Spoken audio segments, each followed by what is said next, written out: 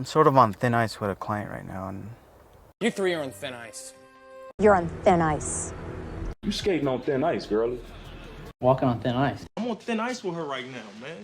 So why did I walk out on thin ice? You're on thin ice, boy. We're on thin ice. Skating on thin ice, pal! You're on thin ice, you little shithead. You know that? You're on thin ice, Liam. Boy, you're on thin ice. Well, look, I'm on thin ice already with my boss, all right? Fine. listen, you're on thin ice here, Laura. You are treading on thin ice. Walking on thin ice. I'm paying the price. Fine, Mosby can stay, but tell him he's on thin ice. Or maybe put me on thin ice at work. You and Serena are on thin ice. And then I will say, well, we're sort of on thin ice. You're on thin ice with the brethren. And this right-to-work shit is going to get a lot worse. Bats has made it very clear that I'm on thin ice. I'm already on thin ice with a dean. Been on thin ice ever since he got here. Treading on thin ice.